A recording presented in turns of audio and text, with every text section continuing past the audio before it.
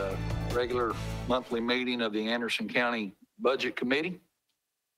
Robbie, if you would, call the roll, please, for attendance. Mr. Denberg. Did you say Denenberg? I did. Commissioner Fritz. Here. Commissioner Smallridge. Here. Commissioner Creasy. Here. Commissioner Jameson. Here. Commissioner White. Here. Commissioner Waddell. Here. And Commissioner Bow. Here. All present. Thank you. I know we don't normally do this at Budget Committee meeting unless there's an objection to it. I'd like to ask Commissioner White, if he would, to ask a prayer for the meeting, please. We'll all stand.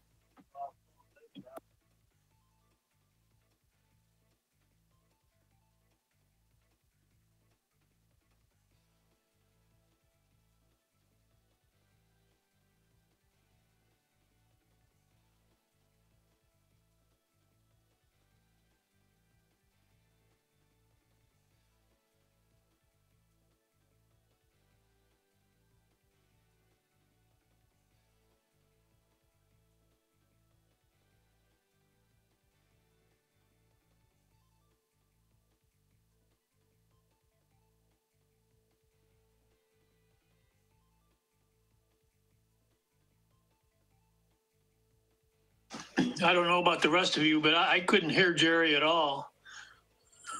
Could you all hear him? No, couldn't hear him, Robert. All right, gentlemen, if you would, join us in a pledge to the flag, please. Attention, salute, pledge. I pledge allegiance to the flag of the United States of America, to the republic For which it stands, one nation, under God, indivisible, with liberty and justice for all. Thank you all for that indulgence. Rob, if you would, continue first item on the agenda, which is the cash and fund balance report. Thank you, Mr. Chairman.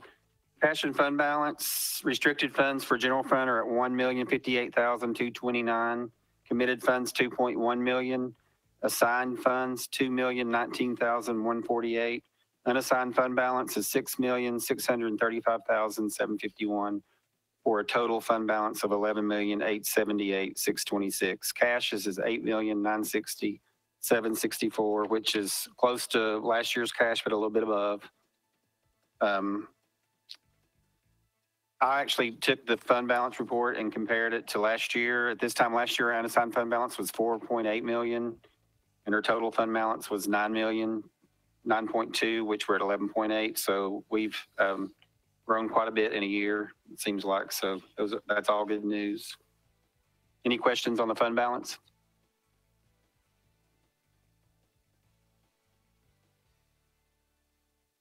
Okay. Sales tax. I reported out this in commission, but I'll report again. September sales tax for the county was up 3%.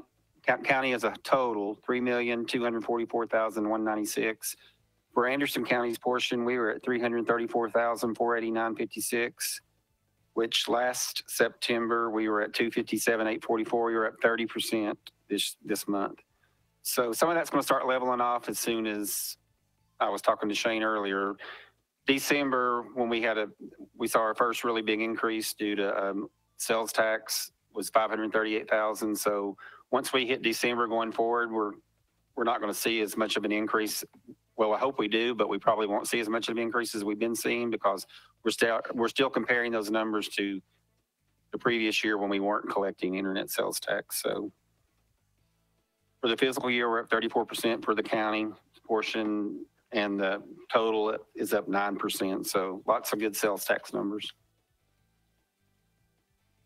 Questions for Robbie on the sales tax report? If not, next item on the agenda, Rob. Okay, it's the transfers, the consent agenda not requiring commission approval. They are numbers 0 through 5. I do have some explanations. Number 0 is a budget amendment for county clerk. It's where you think we're transferring COVID money, $15,000 from other charges to building improvements. Jeff needs to build a new counter with things more spread out for the Oak Ridge office. So I wanted to make you aware of that. The second one is from the parks, and I didn't have the code description in there. They left that off, but $399 is contracted services and $499 is other supplies and materials, which that's number one. And then there's one other correction I want to make, and that's on number 3. For the senior center, that should be increasing $399 other contracted services and decreasing $499 other supplies and materials. So any questions on the transfers? Robbie, Motion. Yes, ma'am. I just want to confirm this is their money that they have brought in from donations, et cetera? That is correct. Thank you, That's why it sir. has the Senior Building Cost Center, the SRBLD, means that we collected that money on donations for the senior building. Gotcha. Thank you very much. No problem. Do we have a motion? Commissioner, that as a group? As a group. We have a motion by Commissioner White, second by Commissioner Jameson. Any discussion on the motion? 0 through 5 as a group. Hearing none, Robbie, if you would, call the roll, please. Commissioner Denenberg, Aye. Fritz. Aye. Creasy, Aye. Jameson, Smallridge, Aye.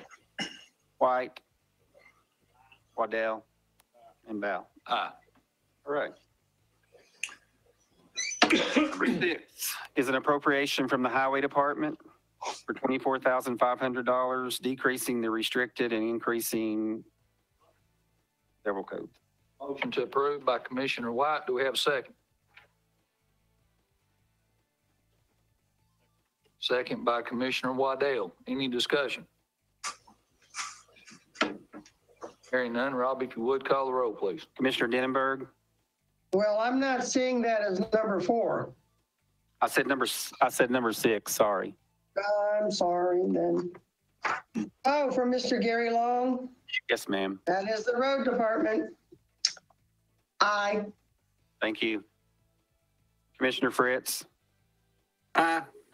Smallridge, Aye. Creasy, Aye. Jameson, White, Waddell, and Val. Aye. All right. The next 2 are from tourism, number 7 and 8, both appropriations from their restricted funds. Motion to approve by Commissioner White. Do we have a second? Second. Second by Commissioner Waddell. Any discussion on the motion? I have some questions. Go ahead, sir. We're talking about $100,000.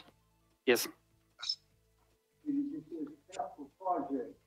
there, actually that 100,000, and Stephanie's on here and she can talk more about this. It's already restricted in the 3453 code. They're just moving it to another restricted code to, for capital projects. I think it's for future capital building needs at the tourism center, at the Welcome Center. They need a new roof, replacing rotted exterior boards and sealing the parking lot. Stephanie, you want to talk about this any? Yes. Well, Catherine, if you have a specific question, but yes, we're moving those funds for capital needs that are listed there, and any other capital needs that we see that come down the line too. Jameson's done. Commissioner Denenberg, do you have a question? Yes, I did. Thank you, Mr. Chairman. Ms. Wells, question. Number 8, it says that we're going to be getting some new web design or redesign and advertisements on Spotify. You have to remember, some of us Yeah. are old and don't know from Spotify. Okay, sure. It is basically online radio. So we will be able to target people that are interested in activities we have, like fishing, boating, ATVing, those kind of things. So it's a little bit better than radio because you can target the users. But Spotify is basically like a radio subscription, like Pandora and Amazon Music. So. It's just where it gives us a computer, but I don't know what the heck it's for. Yeah, it's basically radio, online radio. All right, and the next question on the $20,000 for website redesign. Could you elaborate on that a little more, please? Sure. I mean, that will be basically to redesign our website. Most websites have a lifespan of about 4 to 5 years before the technology, needs to be updated. Things need to be redesigned. We'll be using a new program that will be allowing with the user to come on and go specifically right to the information that they're looking for. So if they're interested in boating, they'll be able to go straight to that information based off of their preferences rather than digging through our website, to try to find everything else. Well, that sounds so. Like I said, we do this. Yeah, we usually redo a website about every 4 to 5 years. It is not my favorite thing to do by no means because it's a lot of data that we'll have to kind of transfer over and make sure that all that information comes over to the new site. But it has to be done. Things change, technology changes, the users change. So it's time to redo a website. Thank you very much for that explanation. Thank you. Any further discussion? Yeah, just a question of Stephanie. Stephanie, are you going to be doing it this time? No, we will be working. I will be doing some of it, but we will be working with a website designer, and we've already bid out. We included it in our bid with our agency. So the agency that we have on record will be doing it. So the $20,000 is for the contractor that you'll be working with? Yes, sir. Thank you. Any further discussion?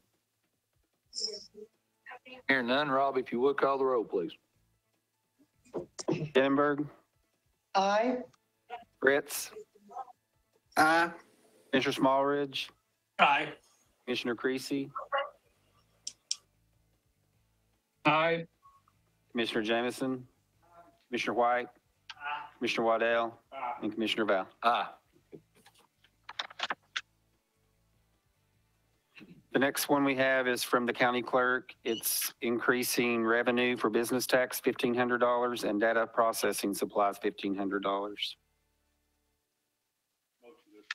Motion by Commissioner Waddell to approve, second by Commissioner White. Any discussion? Hearing none, Rob, if you would call the roll, please. Denenberg, Aye. Fritz. Aye. Smallridge, Aye. Creasy, Aye. Jameson, White, Waddell, and Val. Aye. Okay, next one is from the library. It is for $1,000 out of their reserve to a maintenance agreement for Clinton. This was left out of budget, so it should have been something that was in the budget, but we are taking it out of their fund balance, so this will correct that issue. I move to approve.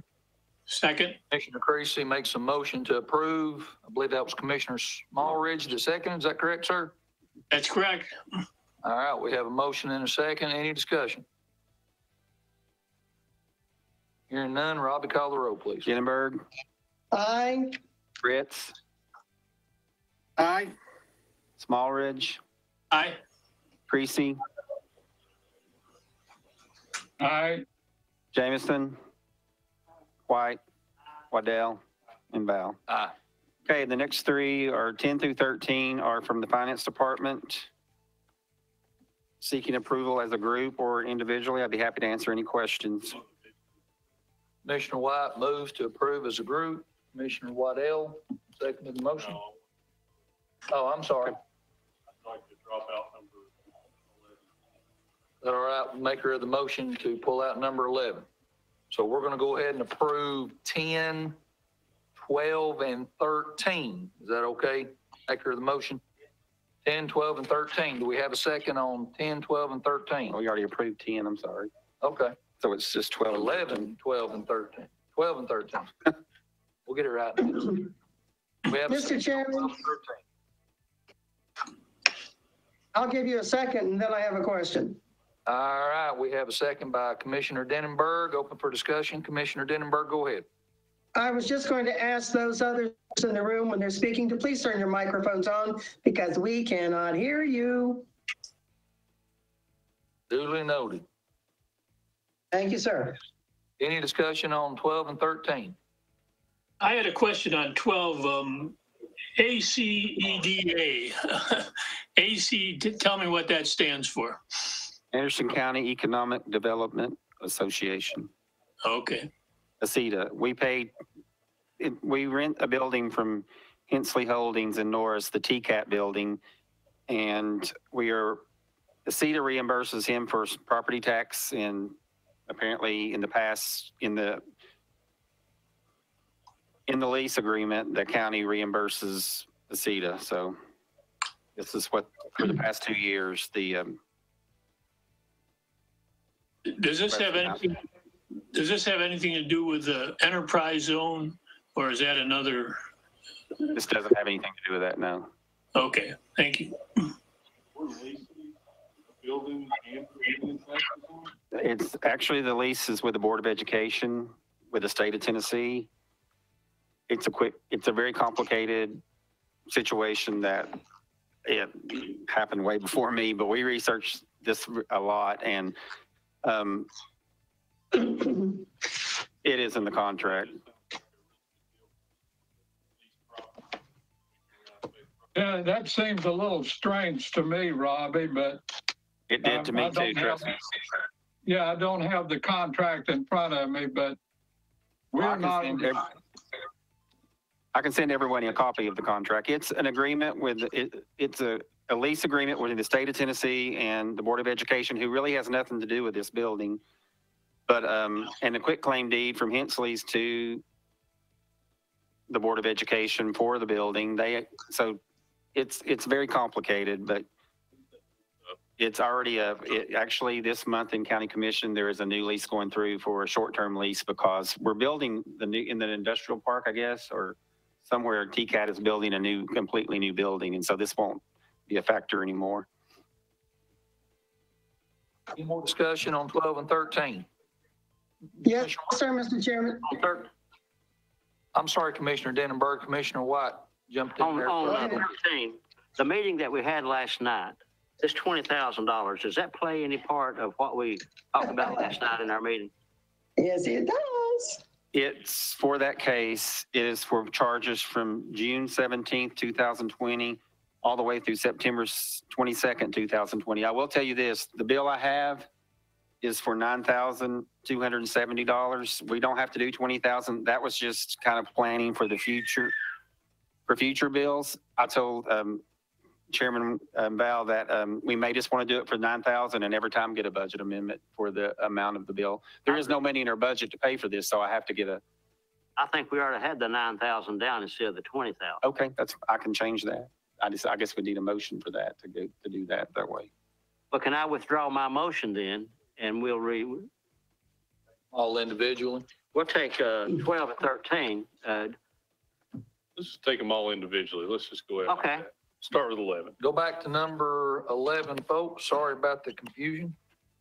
Go back to number 11.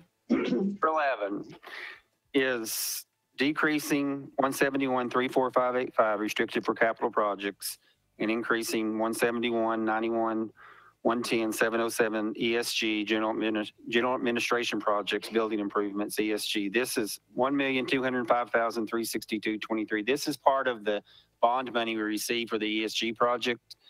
It rolled back into the reserve. I actually left this off the PO, so this was a kind of a mistake by me based on the first bill we got from them for $1,205,362. I got the PO for $5,265 instead of the $7,866,000. So this, we owe them this money, so I need to move this to that code to get an additional PO to continue to finish paying them.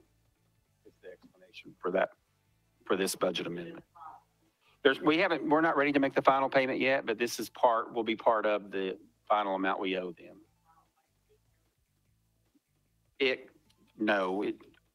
I'm not sure how much we owe them exactly. We probably owe them 2 to 3 more payments, but we still have that last year's PO open, but I just know that we're going to need this amount to finish the payment.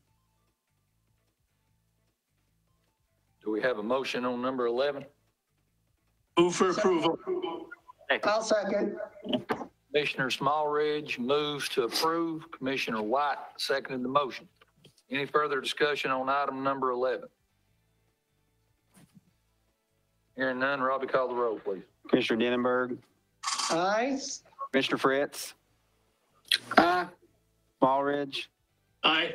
Creasy, Aye. Jameson, White, Waddell, No. Val. Aye. All right. Number 12.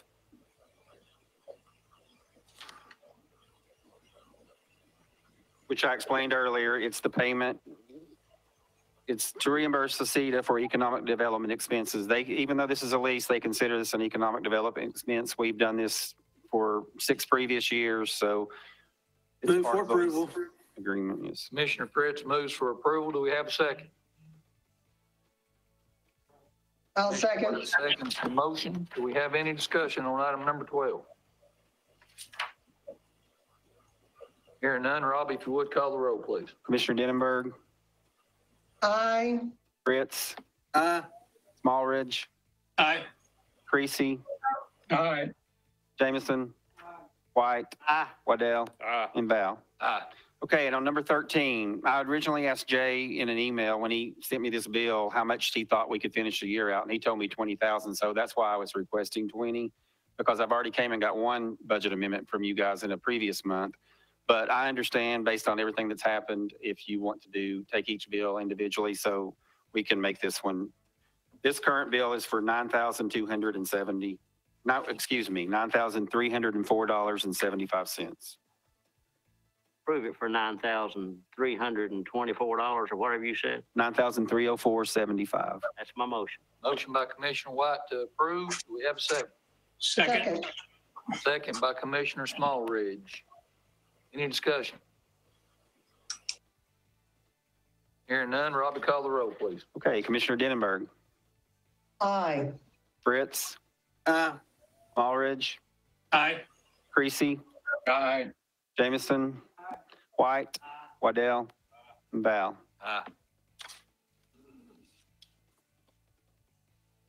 Okay. Number 14 is from the Conservation Parks Department, from Ben Taylor. It's a transfer through payroll, increasing their maintenance personnel $12,800 and decreasing part-time. Move for approval. Moved by Commissioner White, second by Commissioner Fritz. Is that right? Yes. That's correct. Okay, thank you, sir. Any discussion on motion for item number 14?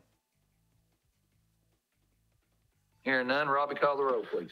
Denenberg, Aye. Fritz, Aye. Smallridge, Aye.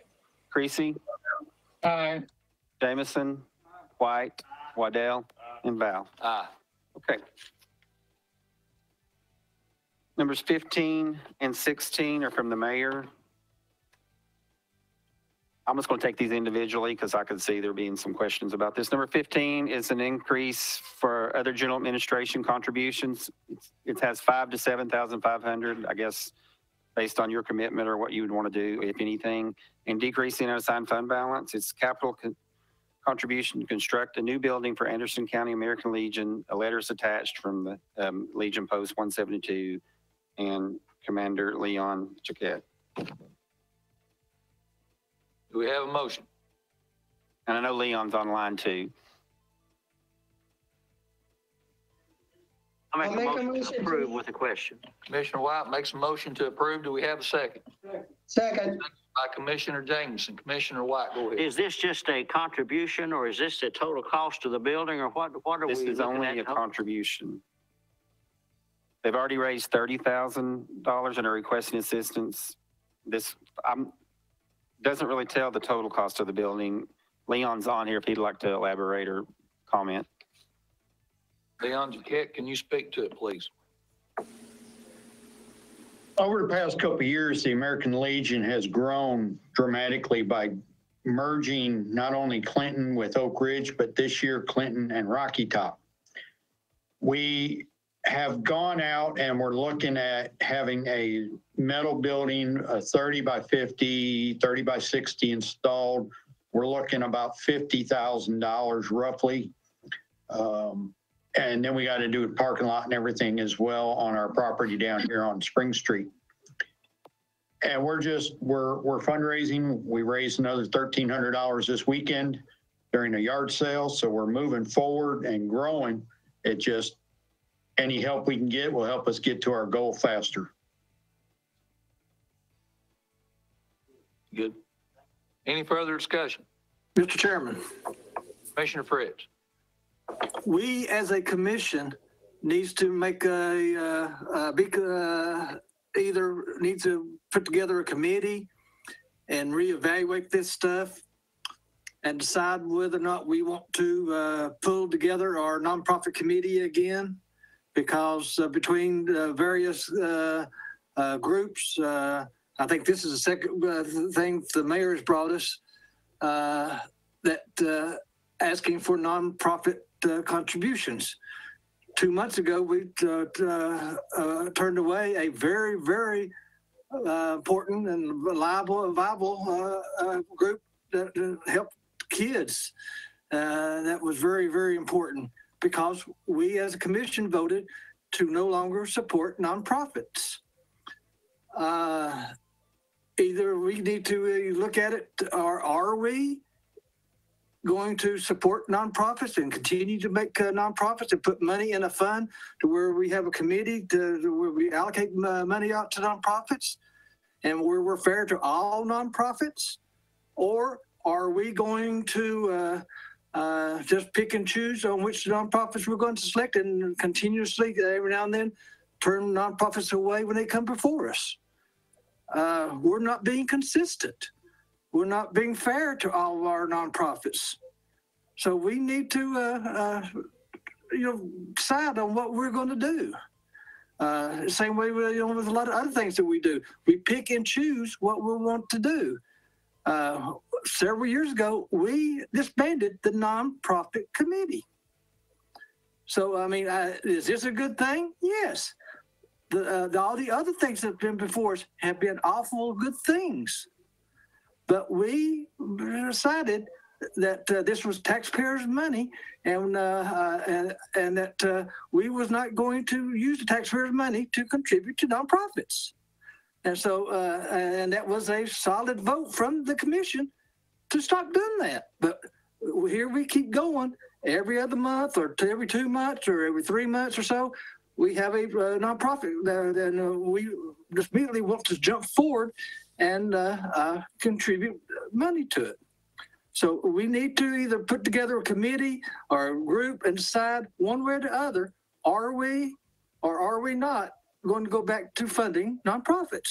And that way we can be fair to every nonprofit that comes before us. Mr. Chairman, I'd like to remind Mr. Fritz that this commission has a right to vote up or vote down any request that comes before us. I can't imagine Leon Jaquette asking for a donation that's not very worthwhile. So we have an opportunity to vote it up or vote it down. Thank you. Any further discussion? Mr. Chairman? I would like to agree with Chuck. Since I've been up here, we've had several nonprofits come up and ask for money, and Chuck was the first one to bring it to my attention. I wasn't here then, but it's hard for me to take taxpayer money that they pay in for services to the county, to them, emergency services for the courthouse, I just can't take that money and give it to nonprofits. I believe it's a good cause, and I'd love to help him, but I've got to be consistent with the way I voted in the past. So I'll be a no. Thanks, guys. Commissioner, Mayor Frank, go ahead, man. Yes, and Leon, I did talk to Leon about this. I also talked to Bear Stevenson about it, and I was willing to bring it to you all because it is a capital project, and that was why I did come with that last one. And it is building infrastructure in our community. It's not an operational donation for these nonprofits. I would love to see us put a committee back together, and I would love to work with Commissioner Fritz because he has seen us the changes over the years.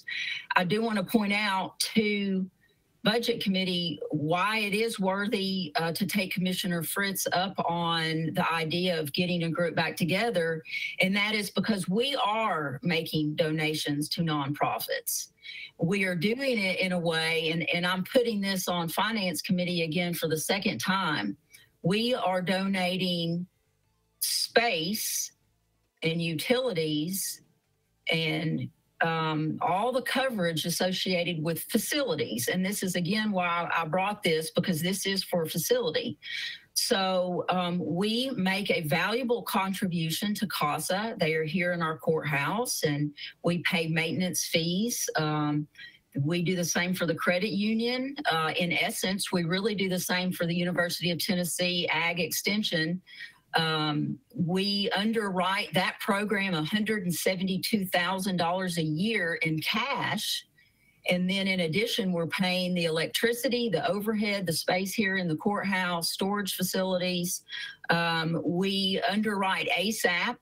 The schools have provided them with a facility. Prior to that, they operated inside the Jolly building, taking space, and we provided maintenance and electric to them. We have made similar donations of capital to Emory Valley Center, whether that's the donation of the building or the parking lot.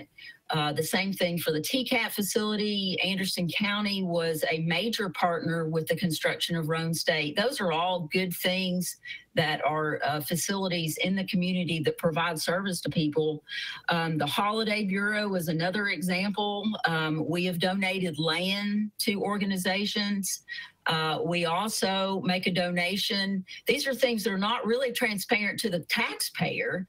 They're very valuable to these nonprofits. And another example would be our volunteer fire departments. We have volunteer fire departments that are occupying county-owned land for leases that are $1 a year. So my desire is never to offend this body.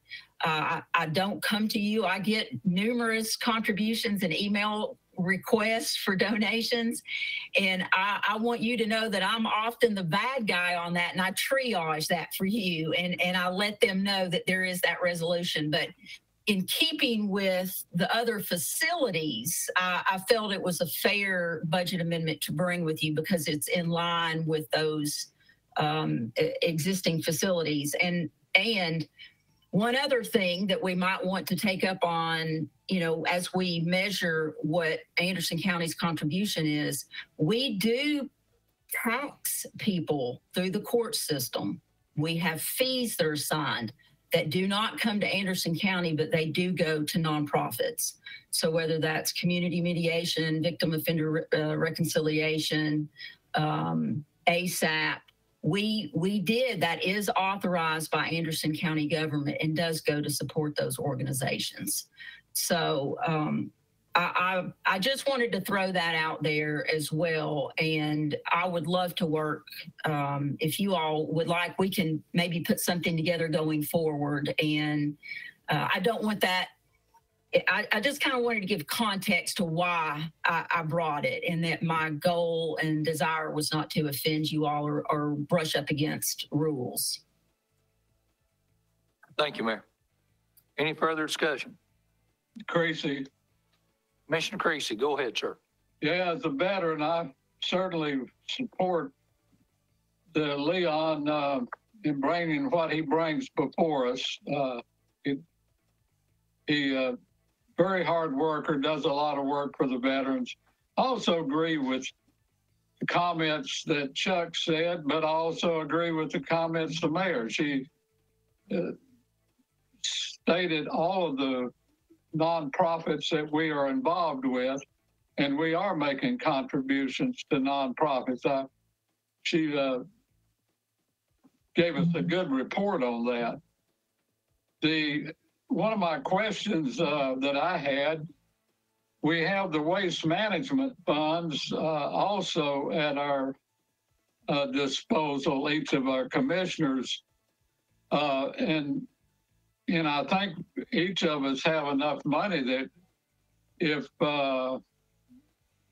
we could, if the waste management funds qualify or not illegal, and that we could also donate from that source of money. Thank you, Commissioner Creasy. Any further discussion? Commissioner White, one clarification, sir, before we vote on your motion. It says between 5,000 and 7,500. Did you have a specific amount in mind? Our waste management funds would qualify for this.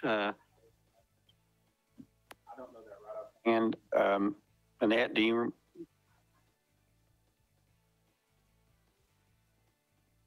That's what Denver asked me too. Annette thinks it has to be for schools only, or projects through schools. My motion, unless I talk with Mr. Yeager to see, or maybe Miss Annette, and see if this would qualify for that. And if it does, maybe we could tackle it from that point of view. And if it doesn't, then we could address it another time. So I'd like to defer this till we get more information as to where we can get the money from. I second your motion, Mr. White. Before we vote on that, Leon, if you're still on the line, is this request time sensitive? It's not.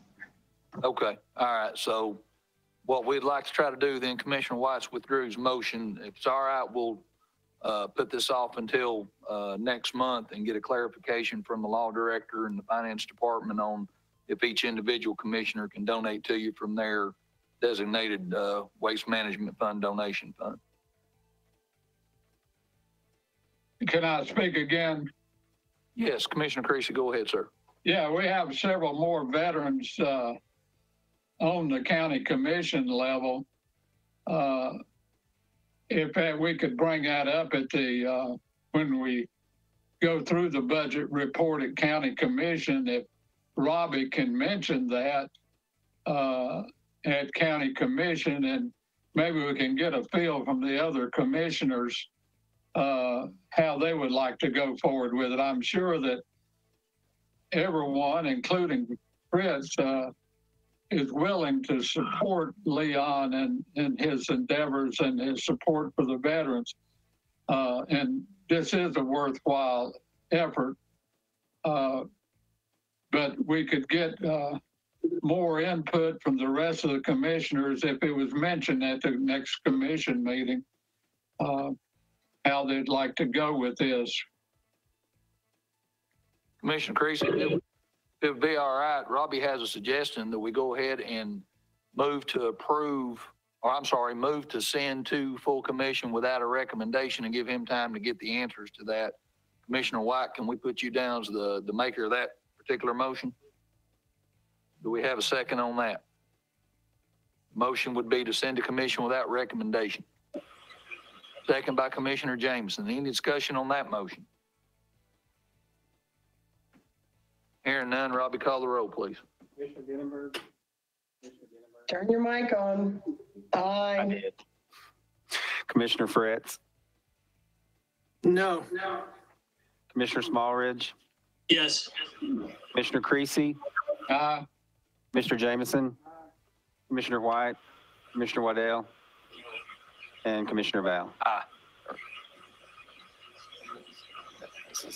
All right, number 16 is a budget amendment from the mayor, Roger Lloyd. It's increasing the senior citizens assistance other contracted services, $105,046, and decreasing the, it's actually increasing revenue from the SDAG grant that the governor gave us, 101-46-190 SDAG state direct appropriation grant. We have $142,238.40 left in that grant, and this would be. Move for approval.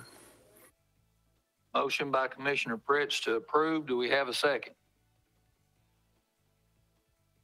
Second. Second by Commissioner Smallridge to approve item number 16. Any discussion? Commissioner Now, White. You got 142,000 you said in that, left in that? Yes, 142,238.40. Or after we subtract this 105, how many more projects have we got to go? Well, we have till, I think, next year to spend this money, but I mean, this year we've already used it for all of our capital needs. So we have 150,000 set aside for a single entrance. And so we basically, used it for everything that was on the list this year. Mm-hmm. We were going to save this money for stuff that was maybe come up. I don't know how much we just pay for this building? $500,000, and now we're going to turn around and spend another 105. We're still lacking 300 that we lost on the other deal, and that puts us $900,000 in on having one building. And we're balking at giving the veterans. I mean, I was one of the ones that voted no, giving the veterans $5,000 for a building, but we're going to have 900 into this. So 900,000. Yes, sir. Yeah, right. 900,000. So I guess I'll be a no on this too. Any further discussion? Yeah, I'm not clear on the 105,000. Did someone say that's grant money? Yes, sir. At the beginning of the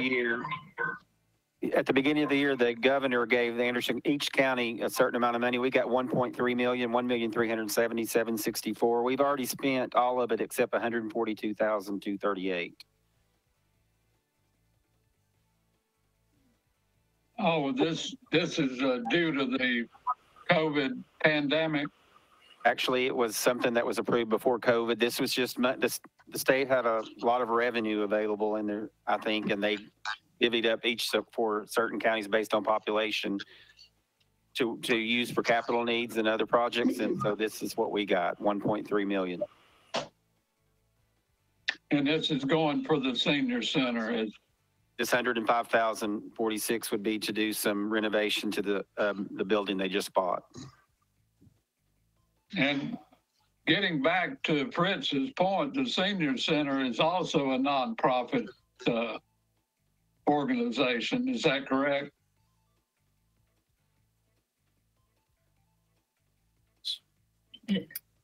No, the senior center is a government program. They did, there is a advisory group that did set up a nonprofit that does help raise funds for the senior center.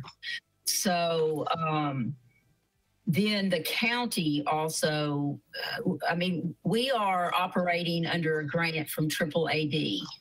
And so, for instance, this year, the senior center budget is $89,000 a year for the whole program. And Robbie may remember the numbers better than I do, but I think our grant is 60-some thousand. Mm-hmm. And then they did just get another grant for some COVID, I think 22,000. I think you all approved that at last month's meeting, but they have not gotten approval yet on what they can spend that on.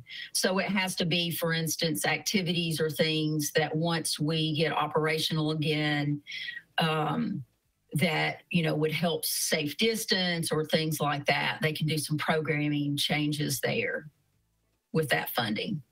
But they are not this is Anderson County and Anderson County Office on Aging and Anderson County Senior Center. And we're remodeling the building. Yes. With this money. Yes, and Roger is there too to talk about this as well. And I know he's got some media samples. We have had a lot of offers to do things such as paint or do some of the minor renovations. And, you know, Roger and I've talked extensively about this. We just don't like that idea. And we don't like the liability. And this is a county building, and we do have plans to use it for other county services. So if we would have had this building, for instance, up and running during COVID, this would be the place where we would be running our meetings. And so we want to do it right, and we want to do it professionally. We want to control the materials. We want to control the color scheme. And when I say we, our buildings and ground director, Roger and I. So this kind of helps. When we also put this out to bid, the low bidder also happens to have the shortest amount of time.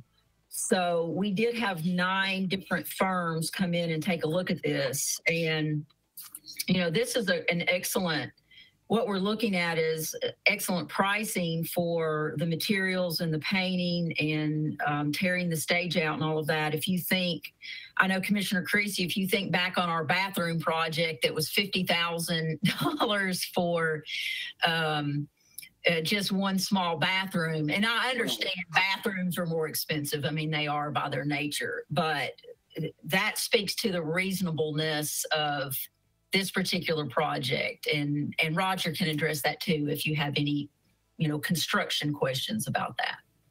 Yeah, we've got several bathrooms that are 40,000, 50,000, and one of them was 60,000, I think. Oh, goodness. Yeah. Well, your comments makes it very difficult to vote against it, Mayor. Thank you, Commissioner.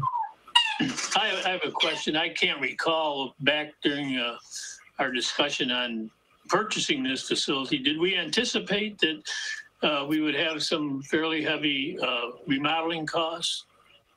Well, we hope to do I mean, we knew there were some things we were going to have to do, yes, with lighting. So for instance, I know Commissioner Smallridge, thank you for coming over and looking at the facility. If you'll recall, when we set up those architectural plans there, the lighting in there was built for a church with low lighting. And so it has those can lights. Part of what they're going to do is paint that ceiling that's dark. You know, for the church service, they had it dark to, I guess, provide mood for the service. We're going to lighten that up and then add additional lighting so that there can be meetings and activities. Most of the stuff we're really doing is, other than taking out that wall, and there is an area where in the back you've got your junction boxes, you have your water heater and all of that. That's all behind that stage. We're going to take that stage out to give more room for activities or meetings or, so there's not, you know, for this amount, there's not a lot of heavy remodeling to be done. Most of all of this is getting the carpet out, which is not, you know, as sanitary as tile that can be disinfected. So it's those kind of things that will also make it look professional, but it'll also be better for cleaning and those kind of things. Okay, well, I agree with the mayor. I think if we're going to do that, and it is our facility now, and I think if we're going to be using it, which we obviously are for maybe a number of things beyond just a senior center, I think we need to do it right rather than just trying to do it piecemeal. Thank you. Excellent comment. Any further discussion? Mayor, Yes. Mr. Waddell, I wanted to ask, how much more how much more is there? I mean, it seems like we just keep on and on and on. So how much more is there to do before this is up to their standards? I think, I think they would like to do a commercial kitchen. This leaves intact the existing kitchen, but really, I have talked to Cherie about this. That's not the primary function of a senior center. And so she and I audited all the programs about 2, maybe 3 months ago. And we built this on a lot of spreadsheets. What she has to do, the programming she has to do under the Office on Aging in order to fulfill federal requirements and state requirements. And then the programs that people want, ones that she would like to be able to expand upon. So the programming is going to be the primary focus. And so we have taken that commercial kitchen out of the project, and we are focusing on programming and a place for the seniors to gather and do those kind of things.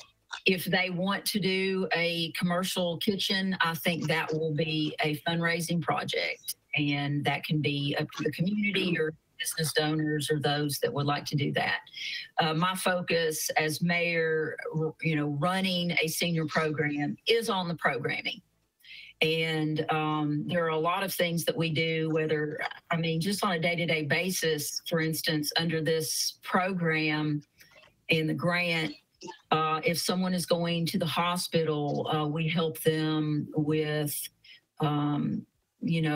their documentation for if something goes wrong. We help them connect to services. A lot of those are requirements, and that's the priority in my book for what we should be doing and where we should be focusing our attention. And also, I've gotten that from a lot of feedback from individual county commissioners that is where you would like to see us focus our activities, not on cooking lunches or cooking breakfast and those kind of things. Right, I understand, but the previous commissioners from my district were told when they bought 205 Main that the building was perfect. It was everything they needed, and that turned out not to be true. Then we were told that this building was perfect. It's exactly what they needed, and now we're looking to spend another $105,000. And I just want to know when it ends. I mean, when can we tackle other things in this county that need to be tackled? We can't, because we're spending all this money on these things. I think you brought forward last month, was it $269,000 or $300,000, something along those lines for the senior and then senior center? Was that the quote on it? Well, yeah. I know we dropped it out, but was that including the kitchen and everything? The low, well, and that's why I didn't bring it back to you. I just thought that was not a wise request, and I understand, Mayor. I just don't want to have a $300,000 deal out here that they're wanting to complete, and we're going to chip away with it at $100,000 at a time and just keep bringing it up, and we're going to end up with over $1 million in this, and we just spent too much money. Well, I can say, if you want an assurance from me tonight, I can say I will not come back to you with a request for a kitchen renovation. Mr. Chairman, Commissioner Dennis. if Commissioner Waddell is finished, I did have a question, and Mary, you actually have answered it, because I wanted to be sure that this $105,046 did not include a commercial kitchen. No, ma'am, it does not. I am totally, at this point, not in favor of. But I guess my question is, and I think, again, you may have already touched upon it, the answer. It seems as though the renovations that are intended within the scope of this money is more for arranging that property that is more conducive to uses for meetings and other gatherings of that type. Is that correct? Yes, ma'am. Well, that makes a heck of a lot more sense than what we were talking about. And again, I certainly hope that this facility will be of use to justify the monies that we are spending. Originally, I was going to vote no on this, but now that I see that this is a money part of the grant from the governor, and the full intent of the changes that are expected to be made, I most likely will go ahead and approve. So thank you very much for the explanations. Thank you, Commissioner. Any further discussion?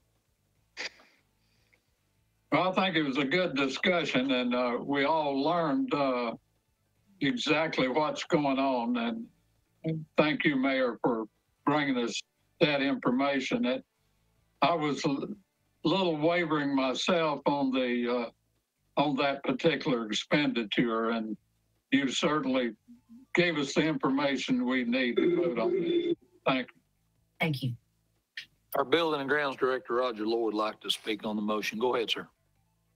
I just want to take and say from up front, like I said, I understand everybody's concerns and with all the stuff and renovation. Like I said, like Denver seemed like we spent a lot of money over a period of time and stuff, but here we are today.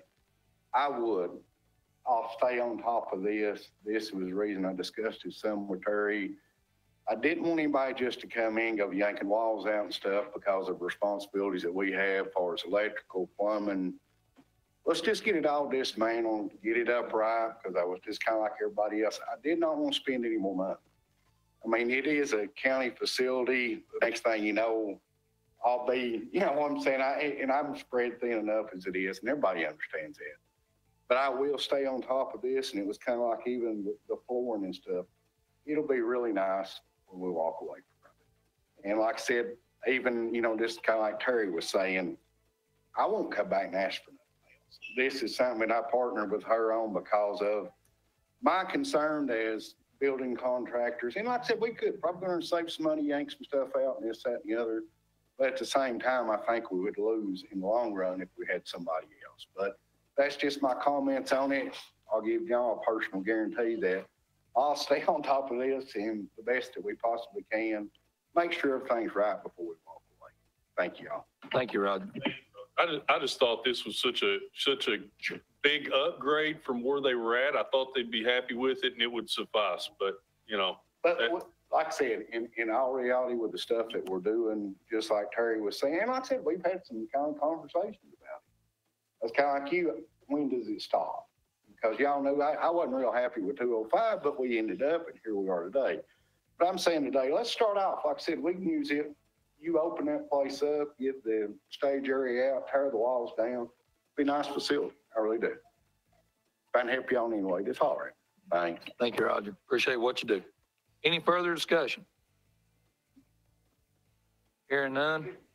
Yes, Commissioner. One thought on this. I've been reading the specs down here, and it's tearing a wall out and minor plumbing, and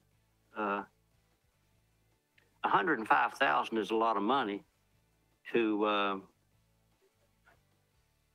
tear a wall out and do some.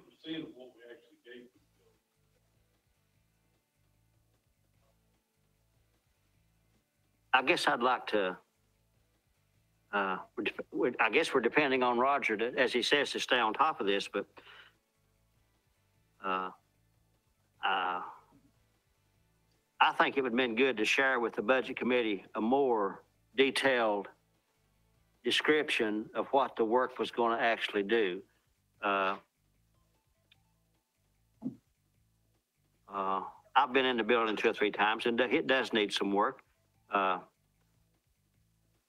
But I'm really concerned with not having a kitchen, because the seniors over here for the last couple, 3 years, eating dinner has been a big part of their day.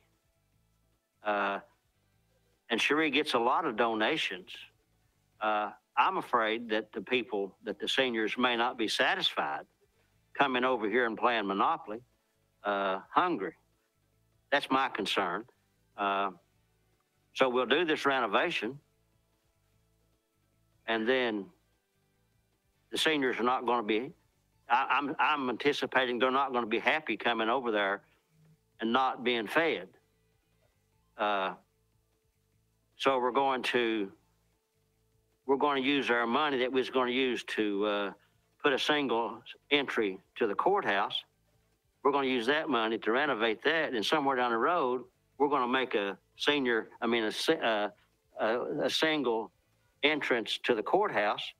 So we're going to fund that. So I'm really concerned about how we're spending not only the grant money, but we're going to spend $105,000, and we're getting very sketchy details at best as to what's going to take place. That's I'm going to support this. I don't think this is,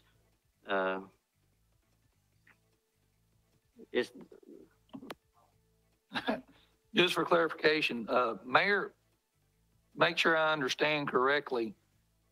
Is it they're not going to have a commercial kitchen, or they're not going to have a kitchen at all? Well, they'll still have that small kitchen, so they can still do things like sandwiches and that kind of thing. But the requirements of the building code, and we have communicated with the architects have communicated with the city, who were under their code, and then also Cherie has. We cannot do a kitchen that cooks turkeys and lasagna meals and all of that. It has to be a commercial kitchen. So, they can still bring in outside things and have food that way, but it's not going to be that's not the primary focus. And that's really not it's not a requirement under our grant. It is something that the senior program has done above and beyond. So. And Roger, Commissioner White, Roger does have a graphic there that shows the majority of the cost on this are the finishes and electrical for the lighting. I mean, that's a big chunk of this. So he has that if you want to see the main entrance, all the tile will stay. The tile stays in the bathrooms. But what's going to get pulled up will be, the carpet, because we want something that can be mopped and cleaned up and that kind of thing. So he does have that drawing there that he can share with you, Commissioner White. Thank you, Mayor. Any further discussion? Yes. Commissioner Jameson. You may not be able to answer this, Mayor, but what would a commercial kitchen cost approximately? Well, the majority of your, it's that equipment and things like a hood vent and that kind of exhaust system from a fire standard.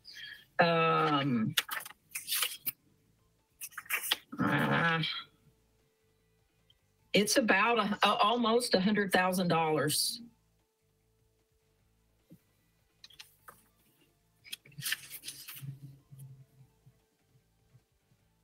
Sir. May I speak again? Commissioner Creasy, go ahead. Yeah, I understand about the commercial kitchen. The Masonic Lodge there in Oak Ridge run into the same issue because we do pancake breakfast for fundraising for our project charity, and we had to go to great expense, and we had to make the decision, did we want to stay in the pancake business or not? And so we had to take the same, and I understand that need. Yes. But you say you're going to use a fundraising project to help go in that direction when you get ready to go to commercial kitchen. Yes, sir. And you've employed, I noticed that you've employed an architect. So there is drawings, I guess, to satisfy Mr. White's curiosity on what we're doing. probably, and maybe that's what you said, Roger could furnish us possibly before the commission meeting. And that would explain some of those upgrades a little more. Yeah, yes, we have the full, in fact, the architect actually assisted us with the bidding process. They have a full set of architectural designs, including the mechanical, the electrical. They worked with Catherine Ajmeri in purchasing to develop that whole bid packet. So we have done this professionally, not just, friend of a friend, and I know so-and-so that's got a door frame. I mean, we've done this to protect the county, and also, the contractor Jenkins and Stiles, I have never used them before, but I have seen their signs around Knoxville. I don't know any in Anderson County, but there probably are some. They did the preschool and the new senior center. Oh, the Jenkins and Stiles? Okay. I did not know that. But anyhow, having someone else do the work as well also means that they're responsible for the work. And that's what was appealing to Roger and I. Any further discussion? Hearing none, Rob, if you would call the roll. All right, Commissioner Denenberg. Roll call vote. I know. I had to find the mouse to unmute. Aye. Thank you, Commissioner Fritz. Commissioner Smallridge. Aye. Commissioner Creasy. Aye. Commissioner Jameson. Commissioner White. Commissioner Waddell. No. And Commissioner Val. Aye. Motion passes. All right. Number 17 is a budget amendment from the Juvenile Department, increasing their contracts with other agencies, $50,000, and decreasing the general fund unassigned fund balance, $50,000. They have had, just for an explanation, they've had some serious felony offenders that are juveniles that had to be detained for lengthy periods of time. It cost, I found, Commissioner Smallridge asked me the cost per day is $120, and like for like a half a day or something, it's $5 an hour, but they're already needing money. They're already spent their budget. Move to approve. Motion by Commissioner Dannenberg to approve item 17, seconded by Commissioner White. Any discussion? Commissioner Waddell. We recover this money when they get to court. Okay, so it goes. Could you come up to the podium, please?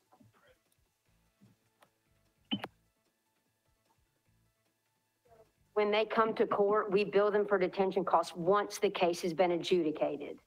So once they're found guilty, the clerks then bill their parents right away. The clerks are trying their best to get the money back. It doesn't all get recuperated, no, but or recovered. I mean, and let me say this, we have really focused on billing these families back for detention costs since Rex and I have been here the last couple of years. Before that, it wasn't getting billed, but we are trying to recoup the county's money for that. Can I add, do we recover? Do you have any kind of idea of what percentage that we're getting back, or? It just depends, Jerry. So, I've sent bills out for $400 or $500 and the parents will pay immediately. We just sent 2 bills out, one for $16,000 and the other one was over 17,000. Yeah. And so, one parent came in and made a payment agreement to pay $25 a month. Well, that's going to take forever. But we are seeking some funds from the state to help recoup some of these costs, and that will help greatly. But that can't be in every case. There has to be certain criteria that's met before the state will kick in money. Richard Bean is our detention facility that we contract with. So we have to, at juvenile court, it's a Richard L. Bean Detention Center. It's a juvenile. It's a juvenile, it's only juveniles. It's on Division Street in Knoxville. Commissioner Smallridge.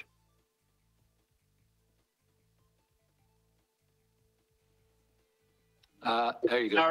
Sorry, I was muted. No, Jerry took the question right out of my mouth. Thank you. Thank you. Any further discussion? Hearing none, Robbie, call the roll. Commissioner Denenberg, Aye. Commissioner Fritz, Aye. Commissioner Smallridge, Aye. Creasy, Aye. Jamison, White, Waddell, and Val. Aye, motion All passed. right, thank you. And If I may, when you get this $25 a month, or when you get this $400 check, where does that go?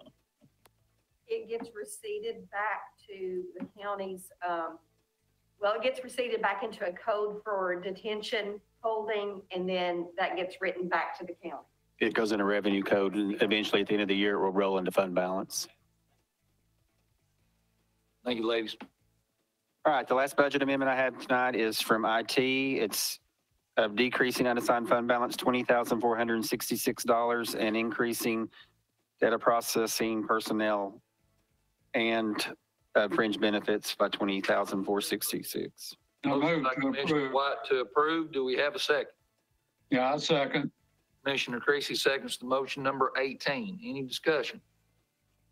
Yeah, I just going to say, I've talked with Brian about this, and, he and his staff are really kind of being run ragged with everything going on.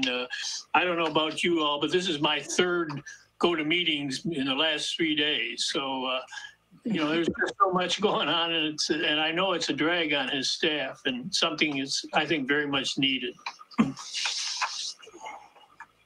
Yeah, I second that, Commissioner Smallridge. That's been from the technical arena and technical background, and over the years, I certainly agree with that assessment. Thank you, Commissioner Creasy. Commissioner Waddell. Brian, once this whole COVID is done, is there going to be a need for another person? Yes, sir. I have, over the last 6 months, I've developed the department into having a true service department. We have where Tammy enters the tickets, the staff and the directors and heads reach out to Tammy. She puts the tickets in. Jeff and then Brandon now is working those tickets the same as Jeff. He does have a extensive role in the meetings here, but I'm also using him quite a bit for doing the county IT. And the different departments are giving me good feedback. I'm hearing good from Jeff Rex. Everybody likes working with him, and he's the time and money I've invested in his training on these meetings, along with what I'm doing on the IT side of the coin. I'd hate to lose him. I'd like to keep him. He's been a dedicated employee.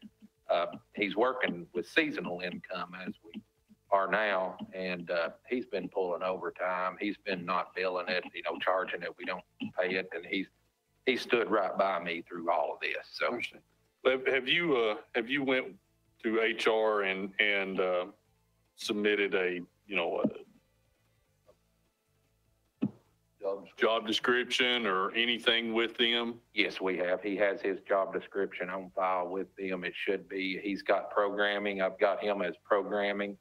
And that also is, I can use programmers as technical. So they're qualified for both. Any further discussion? And I do want to add too that, Brian, the money that was funded for this runs out in November. So we have to make, that's why we brought it for commission this month, because that position's only funded through the end of November. That position's only funded through the end of November, so this would carry it through the rest of the fiscal year. That is correct. And then Then it would be put in the budget.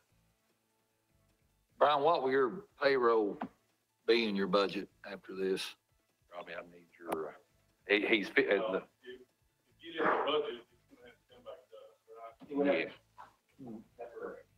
Yes, that's correct. I mean, all budget has to be approved by the budget committee, and that would be in addition. So we would we would make that an exception that would be brought to your all's attention. And right now in his budget is,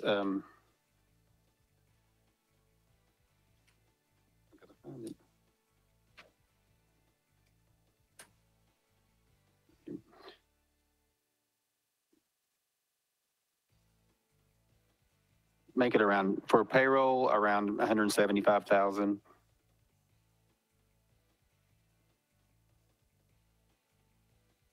Actually, less than that because we already have some of that salary figured in here. More like 150 for 4 positions. And we also pay a part-time position that does some finance bookkeeping and like purchase orders and stuff for it. Mr. Chairman, I'd say that's money well spent. Any further discussion? If no further discussion, Robbie, if you would call the roll, please. Commissioner Denenberg, Aye. Commissioner Fritz, Aye. Commissioner Smallridge, Aye. Creasy, Aye. Jameson, White, Waddell, and Val. Aye. All right, thank you. Thank you all so much. Next item on the agenda is Raises. county raises. You want me to speak to this for a minute? Yeah, we'll let Robbie start us off on. Just a couple of, this is like the third time we've discussed this in budget, and we've also discussed it in county commission. It was asked to be brought back to this committee for some more information. Some of the facts that we have discussed in the previous meetings is, one, we have a surplus budget of $103,400, which means we have more revenue over expenditures in this year's budget. Number two, our projected sales tax for the fiscal year 2021 is around 1.5 million, which would be $730,000 excess. And also, I think something to really consider is the CARES Act money, the second round we're getting right now that we're working on. We've already been given $450,000, is 1.1 million, $1,147,230 that we haven't spent in this county, but we were allowed to use frontline salaries from March to December to get this money. So we're going to get every bit of this money because of frontline salaries that we submitted to get reimbursed for. So, and I know a lot of commissioners and commission I understand your concerns with reoccurring money. And I think if it was me, and maybe instead of doing a 3% raise, I would consider a one-time payment of $1,000 that to look at putting in the budget for next year. And we can put that in the budget guidelines to submit your budget with a raise and with the 1,000 for each employee and without, and to see if we have the money for it. So that way it takes care of the reoccurring money issue, and we can address it in budget season next year. To bring everybody up to speed, if y'all will remember last month, Budget Committee passed 3% pay raise across the board. General fund employees retroactive from July 1. Commission voted to refer it back to us for further discussion. So this is where we are now. What I'd like to do is give each of us an opportunity on the Budget Committee to speak to it.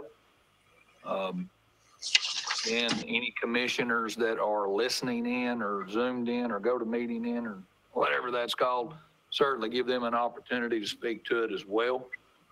Send an email out inviting everyone to attend this with the hope in mind that any questions that need to be answered will be answered today, and this will be ready for a vote by full commission at the upcoming commission meeting. So that's the intent of this. You heard Robbie's explanation.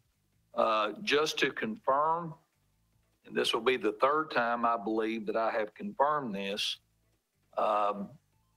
understand there was some confusion on it. Commissioner Waddell and I, under advisement from the law director, have to abstain on this matter with cause. That drops the vote count. A majority vote to pass this in Budget Committee will be 4, not 5. I got that confirmed for the third time now. And we've got a ruling on that. So just to make sure everybody understands that, we were correct in what we did last month, but just to reaffirm that to everyone. So having said that, do we have a motion? Do we have questions? Do we have comments? Who wants to get us started? Commissioner White. I would like to make a motion that we do a one-time $1,000 payment to each employee. And that would include the road department, the sheriff's department, everyone but the schools. Motion by Commissioner White. Do we have a second? Second. Second by Commissioner Smallridge. Was that you, sir? Yes. Yes, it is. We have a second on the motion. Any discussion? Yes. Commissioner Jameson. What would that cost? That costs to the general fund, a one-time payment is $359,992. Currently with 319 full-time employees. Each department or each fund, like the library, that's $10,000 for them. Solid waste, $4,000. EMS would be $66,000. Tourism, $2,000. Highway, around $30,000. And Channel 95, $1,000. Give me the total again. For general fund only, $359,992. For total, all funds, $473,970. $473,970. Thank you. I'd like to comment if I further. Yeah, I know there was some concern last time about the 3% increase across the board because we might be using a recurring cost and using a non-recurring revenue with the fund balance. This takes care of that, the motion or the suggestion that Robbie made and the motion by Commissioner West. So I think, that's important, and I think that will satisfy concerns on the part of some people. I would also like to kind of amend, I don't know if it's appropriate to amend that motion, the motion that's on the floor, to just say that it would be the intent of the Budget Committee to look at this at the end of the year as we get closer to knowing a little better about our fiscal situation and possibly making that beyond a one-time thing, making it a recurring compensation for our employees. But that would depend on our financial situation as we get towards the end of the year. And I don't know if it's appropriate to add that, make it as an amendment to the motion, but if possible, I'd like to see that as an amendment. Commissioner Smallridge, just to make things simple for myself, if you would please, after this motion, if this motion passes, would you care to come back and make another motion to that effect? Make that a separate motion. Thank you. Sure. Robbie, go ahead. For a couple of cleanup things. So currently, this would only be for current full-time employees. We do have that are, I would think that we would need to make it that are employed as of the commission meeting, because that's when it's going to be, if this is approved, it'll have to be approved in commission. So they have to be employed as of November, like 21st or whatever date that is. And number two, you have the issue of if you've not been here 6 months. I think that I've talked to other people, and if you've been here 6 months or less, maybe do $500. And if you've been here more than 6 months, maybe do $1,000. I mean, those are just suggestions. Because a 6-month employee is not even, they're still on a probation period. So I just need things like that. I need to know if you want to do it for everybody, $1,000 if they're full-time, or do you want to make some kind of adjustments? I believe adjustments would be appropriate.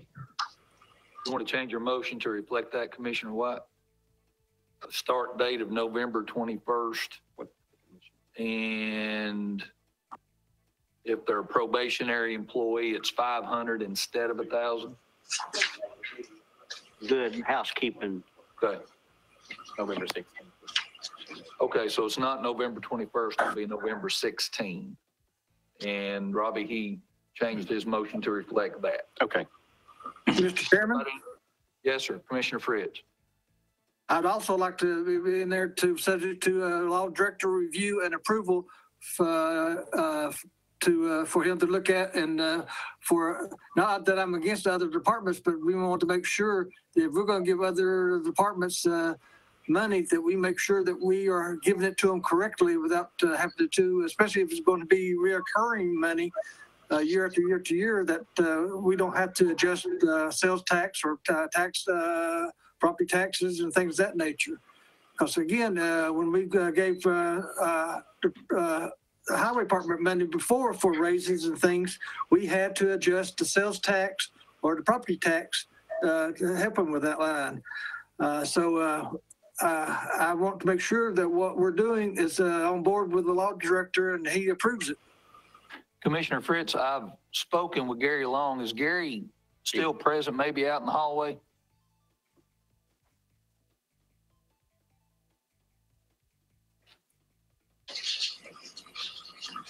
Okay, I don't think the road superintendent would mind for me saying this. After conferring with him last time, he was okay with using his budget to give the 3% pay raises. I'm assuming by that, but I understand Commissioner Fritz's point. I'm assuming by that he would be okay with the $1,000, but I will get every one of them's permission before the next commission meeting and talk to Jay also. Is that okay, Commissioner Fritz? That's right. I'm just saying that a lot of the statements that are being said in our meeting is that we're just going to give them the money. I just know in the past we could not do that. We had to go to different routes. We're not giving any fund the money that would be funded out of their fund balance. General fund is the only one funding their raise. Highway would be funding theirs, their one-time payment. General fund is not giving any department or any fund any money. Well, we need to make sure we state that and say that because right the way it's been said right now, we're just going to get fund everyone. Each fund would fund their own payment of $1,000 for full-time employees. Commissioner White, is it okay for your motion to reflect that, sir? It's my understanding that we'd have to adjust the sales tax or something to treat the highway department. We don't have to. They have a large enough fund balance to handle this. Okay. Gary has agreed to that verbally. He had to meet with me too. Commissioner James. Will this money be paid in one lump sum or monthly? One lump sum, a one-time payment. When will that be made?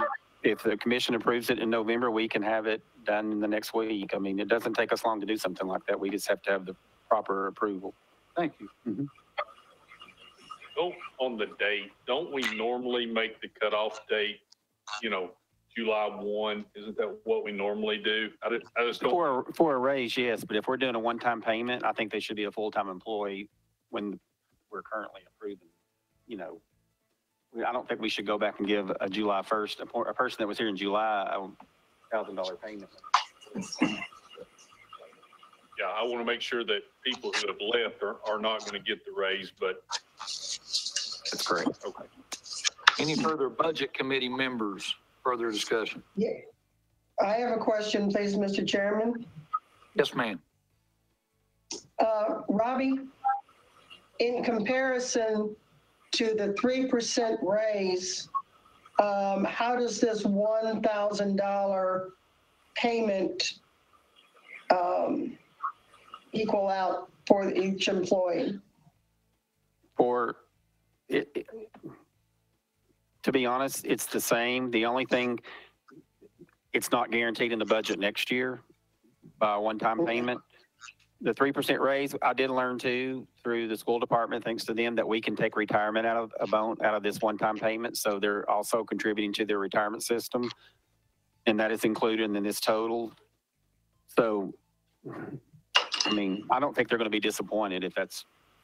I mean, I just wanted to be sure they weren't being shortchanged especially with the fact that, our cost of living is usually far more than 3% a year. Well, I think the $1,000 payment. Salaries start falling behind.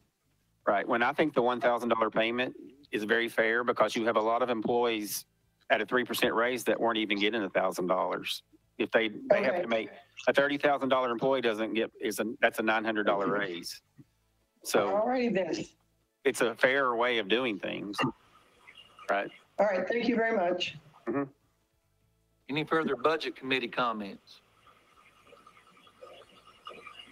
How about any county commissioners who are watching from home or listening from their phones? I know we had several questions at the last commission meeting. Please ask your questions today.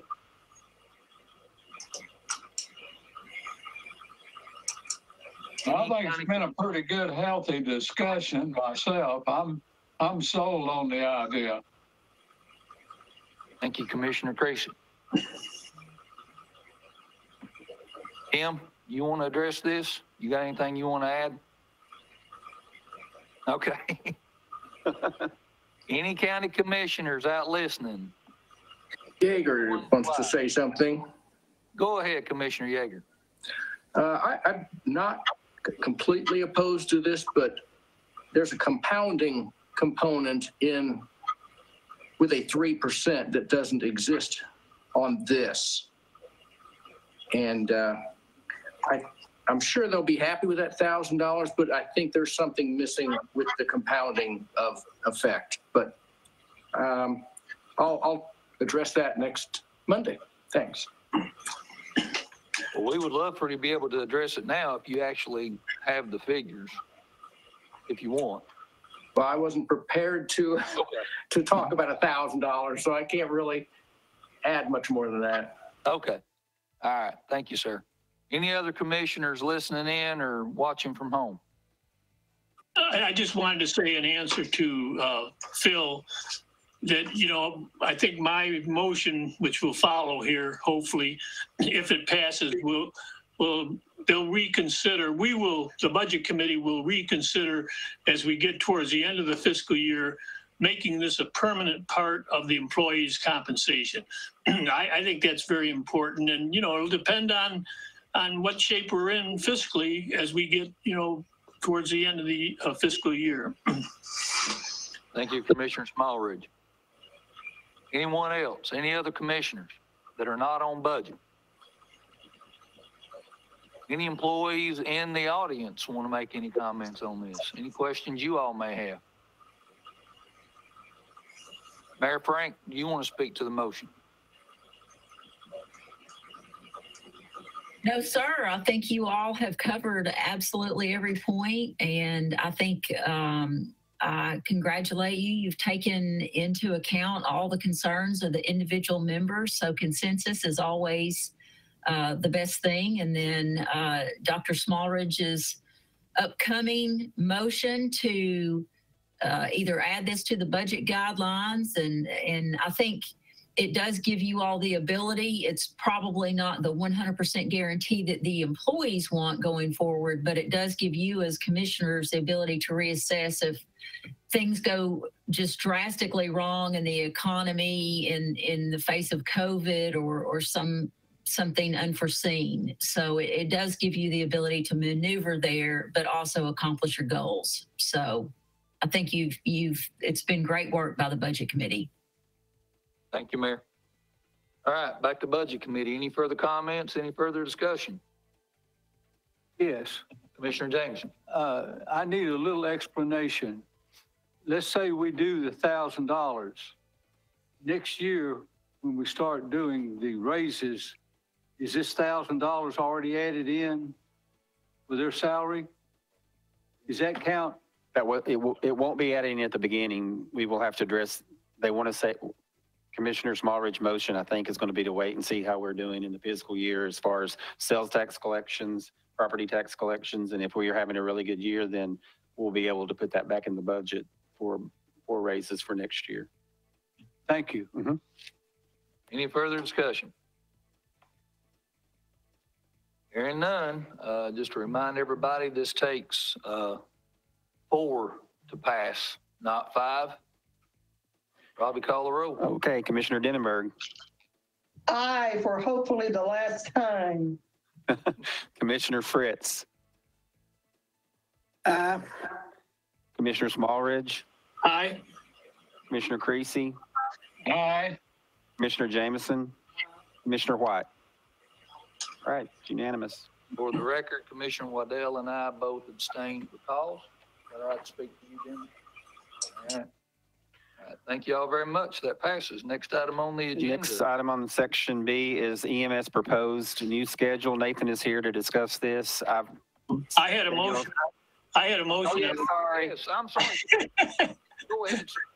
Yeah. And if someone may have to help me with the wording of this, but the intent is I'm going to move that the budget committee review or reconsider the possibility of making the one-time payment feature a permanent part of employees' compensation. And that would take place towards the end of our fiscal year. And maybe there's a better way to word it. I don't know. Everybody understand Commissioner Smallridge's motion? Commissioner White seconds that motion. Any discussion on that motion? You got what he said? Yes. Okay. Any discussion? Mr. Chairman. I want to hear the motion again. Okay. Commissioner Smallridge, Commissioner Jameson, I want you to repeat that, please. Okay, I move that the Budget Committee will review or reconsider the possibility of making the one-time payment feature, which is as it is now, of course, a permanent part of the employee's compensation as we get towards the end of the fiscal year. It's to reconsider the possibility. It's putting it as a raise and not a one-time payment for next budget season. Thank you. Any One further time. discussion? Does that clarify? Yeah, Robbie got you. I think so, yes, sir. Yeah, I need a second. somebody can address it. Commissioner White second. Okay. You mean, Any further discussion? Mr. Chairman, Commissioner Fritz. again, this doesn't commit us to anything. It just says that we're going to review, and if at all possible, we will act and do it. Just in the way was the same way with our compensation plan that we have in place now. If there's money available, we can give raises and act on our compensation plan and proceed with it. But if there's not, then unfortunately we can't. So it just says that we will act in good faith and try to do it if the funds are available. Thank you, Commissioner Fritz. Any further discussion? If not, Robbie, call the roll. yes, sir. Commissioner Denenberg, Aye. Commissioner Fritz, Aye. Commissioner Smallridge, Aye. Commissioner Creasy, Aye. Commissioner Jameson, Commissioner White. Motion passes. All right. Now we have Nathan up for his Sorry scheduled about that. discussion. I included 3 pages in your packet that explains, what Nathan emailed to me. So you should have that right in front of you if you, section B.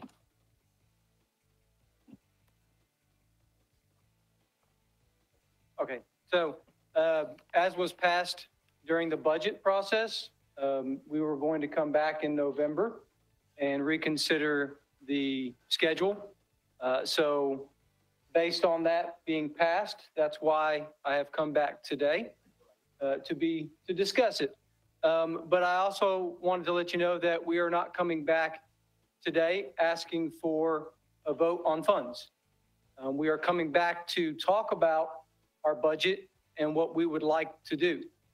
So much like we discussed during the budget process, we're trying to convert our schedule off of its current 24/48, which we've been doing since about 1984. Prior to 1984, we worked a 24 on, 24 off. We converted the 1984 to the 24/48 that we're working today, and we have outgrown that schedule. That means our staff is working over 2,900 hours a year, where 40-hour-a-week job works just over 2,000 hours a year. So our staff that are on that schedule right now work on average 56 hours a week. Some of the information that I submitted to you all shows that right now our staff is working more than that. We require our staff to submit 3 additional days to make them available for mandatory overtime beyond their schedule. Here for the past several months, we've been using that at record numbers, 60 plus times a month that we're requiring somebody to work additional hours over their schedule hours. So some of our staff are averaging 64 hours a week right now. And that's not something that we're going to be able to continue and maintain. Even the 24/48 schedule that we have, the 56 hours a week, we have outgrown that. There's a big issue within EMS, not just Anderson County EMS, it's really nationwide. Tennessee, it's probably even worse than nationwide. There are less people that are getting into public safety. you could talk to just about anybody in police, fire, EMS, and there are less people that are getting into public safety than there were before. 9/11 has worn off in its lure for people to serve in public safety. A lot of people getting into the profession nowadays weren't even born on September 1st, 2001.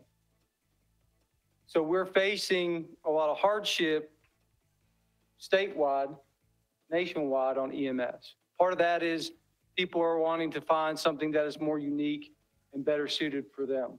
The 56 hours a week work schedule is just not something that we need to continue to use in Anderson County. As busy as our schedule or as our service is, we need to get more in line with a traditional work hour week. New schedule brings from 56 hours down to 45 hours a week. So it gets us closer to that, what others encounter and do as well. So that's what we're looking to do. So what we're going to do with this schedule is implement this schedule, and we're going to fund it. We're going to work within our budget to fund this schedule, so we're not asking you for the additional funds to make that happen. But we said, and it was passed in budget season, that we would come back and we would talk about it. So that's what we're doing. We're coming back and we're talking about it. So there's several pieces of papers. The schedule we're looking at is not a wheel that I created.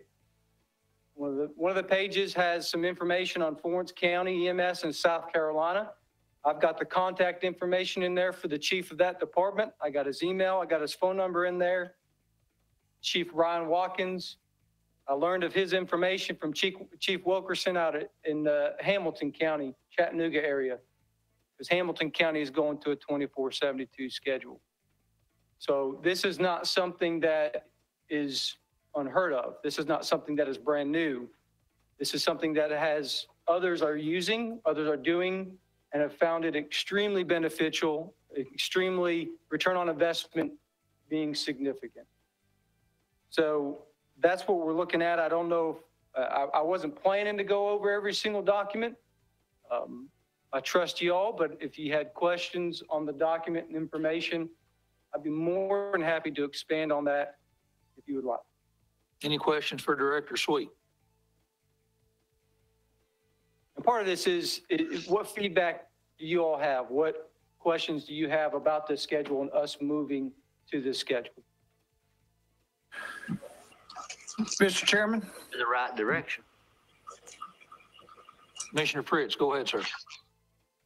First thing, one thing I liked about what was done, we did receive a letter from all the employees.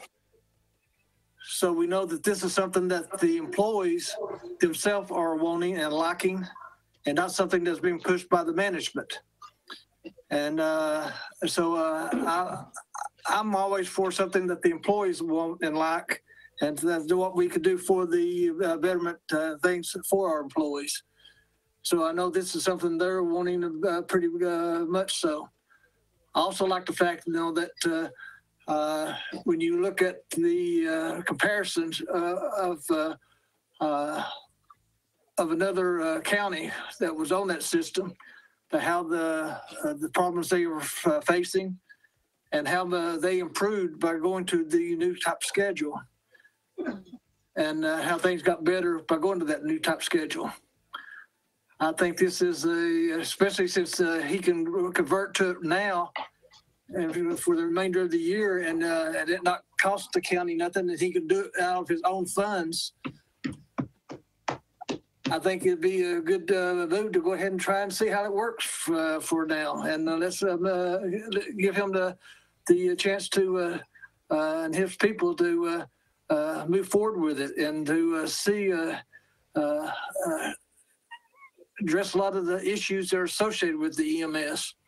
And I think this is definitely probably a good step forward with it. Thank you, Commissioner Fritz. Any further discussion? I have some. Mr. Chairman? This is going to, you're going to have to add employees, correct? Yes, sir. And add to the hourly wage, correct? To the hourly, yes. The annual, it will actually decrease. Right. Okay, so hourly wage, they'll be making more, working less. How many more people are you going to have to hire? 7. 7? Okay, because last year you cut staffing in order to give your people a second raise, right? The county gave a raise, and then you cut staffing in order to take those positions' money and give raises, correct? We took basically correct. We took positions that were not filled, and we took the money from that Right. to fund that raise to bring us up in line with the industry surrounding us as far as pay went. Yes, sir. Okay, so on a percentage basis, how much more are you going to have to pay per hour? I didn't work out percentage. So it goes up 13 something on the hour, starting medic to 17.25 on the hour. Okay. The only thing that that it doesn't cover for me, which is near and dear to my heart because I have seen this quite a lot, is the response times. It doesn't help the response times. 12-hour shifts help response times because they're in the ambulance ready to go. There's a reason why we've been given Narcan, because we're all standing there with our hands in our pockets waiting on EMS to show up. It happened the other night, in fact. It happened to my uncle a little over a year ago when I called for an ambulance when I was on Clinton Highway, and I pulled in as the ambulance was pulling in. And I don't know the situation there. They may have been busy. There may have been, several trucks busy. But what is the benefit for this versus the 12-hour shift? Because I do think that the 12-hour shift benefits our citizens more because you're not having to work a 24-hour shift, which I think is just incredibly long because I work 12s and I can't imagine working 24. So I realize they have to sleep. And, get out of bed, get in the ambulance. It's going to take 3 or 4 more minutes. So, is there would the employees, I guess, rather do the 24 than the 12, right? Yes, sir. Okay. Yes, sir. And there's been a lot of discussion on this. Me personally, I'd have a tough time going back to 24-hour shift. Honestly, when I was in the Air Force, I worked a 24 on, 24 off. 18, 19 years old, not an issue. Right. Working 72 hours a week. Plus, I was in the military, I kind of had to do what they told me to. But in this concept, you do get in that mindset, that lifestyle of working that 24-hour shift. For our area, 12-hour shift, my staff has no desire for whatsoever. We did a lot of discussion with our staff on different schedules out there, 12 hours, 24s, 24, 48, 24, 72, the Knoxville fire schedule. I mean, there's several out there, overwhelmingly 24, 72. Least desirable, 12-hour shift. Well, it's just more beneficial to the county citizens when you call for an ambulance, somebody's in the truck ready to go right then. They're not in a station. They're not having to get up, get in the vehicle and go. I've just talked to a lot of people over the years that have told me, and I maybe this will help, but they've said 24 hours is just too long to work. They're tired at the end of the shift. They're not on their game. I've had people tell me they're about to fall asleep driving to the hospital at 5 in the morning because they've worked hard. They've worked all night. They've not had any time to sleep. I'm just concerned about 24-hour shifts. And I will say that same complaints I've heard for 12-hour shifts because I can't dictate what they do in their time off. Right.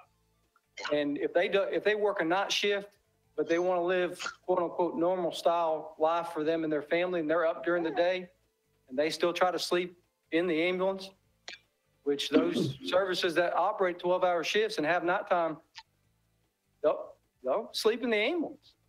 I work 12-hour shifts. I don't get to sleep in my car though. But and I understand, but I have seen that on the EMS side. Right. And so accidents and stuff like that can still happen on 12-hour shift because it doesn't mean they slept at home. It doesn't. So ultimately the culture for our area, 12 hours are not desirable. So where are you getting the money to do this? So this year, part of that is most years when we have turnover and we have vacancies that are not filled, we have a savings. So this year, we're already projecting some of that.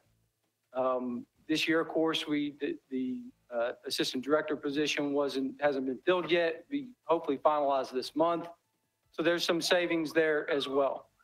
For the future years, it's been several things. Since we have been able to improve vehicles, we've seen maintenance costs that have decreased. So those things are coming down. We've looked at other areas. Part of it is we have a loan that we've been paying on. So we have this year, and then next year is supposed to be the last year. I plan to come to this budget committee sometime this fiscal year to request us using our fund balance to pay off the last year and save a year of interest. So that's $35,000 that comes out of our operating budget. So a lot of the several things like that have been able to be adjusted to help us pay an offset for the cost. So how much, if you were coming up here asking for the money, the difference between what you operate on now and what this is going to cost you, what would that be? To go from a 2448 to a 2472. Like if we had kept our budget and then add. Yeah, if you come up here and your budget and you had zero left over for your budget right now, if you spent all your money that you were allotted, how much more would it cost to go to the 24? I think originally it was about 315,000. And that was with the savings from overtime? Yes. So that's another thing. We will drop our unscheduled overtime will drop down. Our overall overtime will drop down. So those things do adjust as well. And I know that it was brought up about the employees, and I do have an employee here. If you all don't mind, he had maybe a couple words to be able to speak from him, because I don't work this schedule, but Paramedic Hearn has worked 12-hour schedules. He's worked 24-hour schedules. He's worked several different schedules in different systems, but he wanted to be able to have the opportunity, if he could, if you don't mind, Mr. Chairman, just from his perspective, how this is going to impact him or the current schedule and the new schedule. Before you sit down, Yes, what sir. are you needing from us today? Your feedback, your questions. It was on the budget. The budget was passed for us to come back, so we're satisfying that as well. Are you going to go to operations and share with them also? I hadn't planned on it I think because that'd be a good idea, though, because you got half of us here and then you'll have half of them there. okay. I just wouldn't be able to do it this month, but might be able to do next month just to share the schedule change. We could do that. But Ron,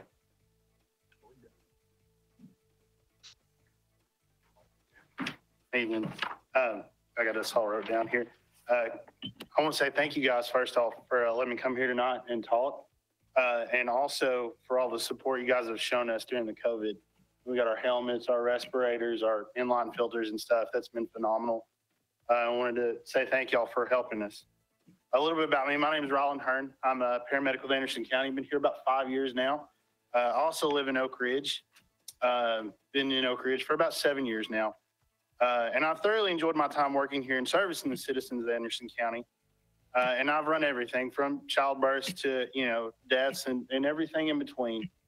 And lately, the call volume has increased and the severity of those calls have gotten a lot worse. It's kind of taking a toll on me emotionally and physically, as well as my coworkers. Just a couple of examples here. Just a couple weeks ago, I worked an overdose with a guy. He was a combat veteran of Afghanistan, just like me. There have been a couple of deaths, close deaths of people that have the same name as my oldest child. And where those come into effect is I go home, I haven't had any sleep because I've ran all day and all night. And then I start watching my kids. I've got 2 little ones and they're just full bore all day long. And I don't get that chance to unwind from that. I leave the station and then bam, I'm right into another set of responsibilities. And then I finally get a break when my wife gets home later that night. Due to outrageous childcare costs, I just can't afford to put my children in childcare. I don't really want to miss that time too, because they're really great at this age. But it's just stressful, and I don't get that time to decompress. Then you take into account mandatory days. We have 3 mandatory days now. I got all 3 of mine this month. I'm sorry, last month. So 3 extra days on my schedule that I've had to find another childcare issue. My mother, she's had to take time out of her schedule to watch my children. You know, like Nathan was saying, we're running 64 hours a week and there's just no time off. And then you throw in the fact that on a 24/48 schedule, it takes 3 weekends for me to get a full weekend with my wife and my kids to actually go do something. So the next week, I'm working that Saturday, off Sunday and Monday. Then I'm working that Sunday. Then that 3rd week, 3 weeks to get 2 days off. And it's just, it's crazy. You know, I've missed a ton of holidays, birthdays, social events. I can't count the number of Thanksgivings. I'm going to be on shift this Thanksgiving. And I understand part of that's with the job. We need the citizens, but we go to 24/72, that gives me an extra day. That gives me more time with my family, more time with my extended family, friends, and I can actually relax and do something. I'm not, you know, dragging from those 24 hours that you know, have totally whooped me and everybody else. And it just, I think it would help. I want to thank you guys for giving me the chance to come up here and speak. Mr. Chairman. Commissioner Denenberg. Thank you very much, sir. As I'm sure you all know, I, along with another commissioner, have spent an inordinate amount of time at our EMS facility, helping out with various and sundry things to do with the COVID. And I just have to say that every single employee has expressed to me their desire for this schedule. They really feel that this is going to benefit them and their families and their work.